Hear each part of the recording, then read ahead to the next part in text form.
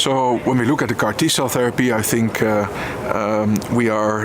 data are looking very good. We know now that CAR T-cell therapy is effective in heavily pretreated patients. We have the results from ide-cel showing very high response rates in these advanced patients and a median progression-free survival of 9 to 10 months. And that's remarkable for such a heavily pretreated population. And ide-cel has now been approved by FDA and EMA based on results from KarMMa.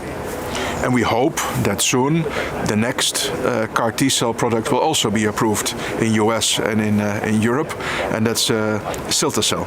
So cilta-cel has two BCMA binding domains which confer high avidity binding, and the results from CARTITUDE-1 were updated in this meeting, and we still see a very high response rate. Almost 100% of the patients that are heavily pretreated, mostly triple-class refractory, responded to cilta-cel. With a very high CR, complete remission rate of 80%, and also a very high rate of MRD negativity. And now, with a longer follow-up, the data look also very good when you look at the progression-free survival. So, progression-free survival, the median progression-free survival has not been reached with cilta-cel, and is approximately 70% at 2 years. And this is, of course, excellent data.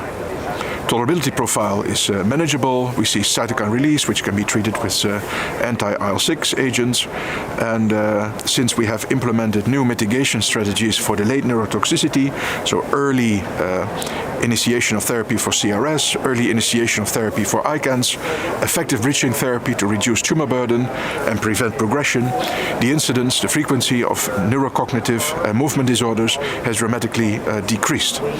So hopefully soon cilta-cel is also available for this group of heavily pretreated patients which really need novel strategies. And based on the good results of CAR T-cell therapies, also others were discussed at this ASH, such as BB21217, which has a higher percentage of memory CAR T-cells, inducing a better persistence.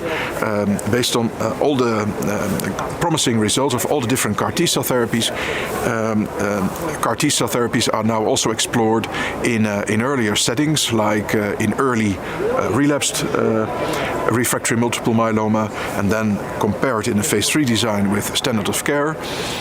And also several cohorts in CARTITUDE-2 and in KarMMa studies are now evaluating the efficacy of CAR T-cell therapy in newly diagnosed patients.